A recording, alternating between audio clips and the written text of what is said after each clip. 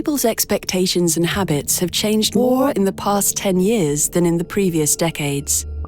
World conflicts, multipolarization, and uncertainty are also reflected in the ecosystem of learning. As the amount of workforce decreases and artificial intelligence revolutionizes learning and the ways of working, the aged nation must give its everything when competing for the labor market stars that leave Finland. Learners need to succeed in international competition where average learning content and pedagogy are not enough. The need to constantly learn new skills is a part of everyone's life at work, and there is a great risk of learning becoming unequal. But what if we can choose a different future? What if we are already aiming to make continuous learning and competence building a natural part of everyone's lives in 2030? In the 2030s, cooperation between higher education institutions has built an ecosystem that serves learners individually and enables flexible learning paths and new learner-centered services. The focus has shifted from organizations to learners. For learners, cooperation between higher education institutions manifests itself in the form of smooth learning paths and individual support. The production of joint studies and the construction of systems have enabled higher education institutions to focus on their core tasks.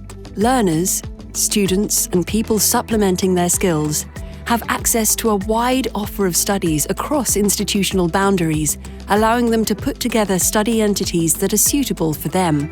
For some sectors, the role of formal degrees remains equally present, and for others, the recognition of competence is more and more based on smaller study modules and continuous learning.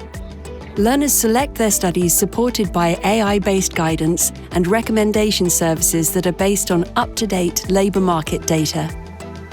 A uniform knowledge base of high quality enables smooth movement of information between different actors.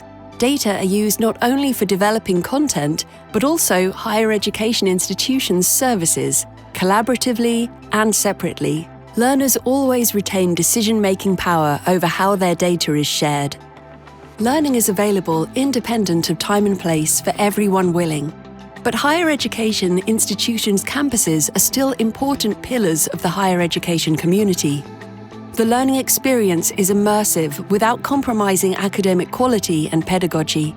The system identifies individuals who need support but may not be able to request it.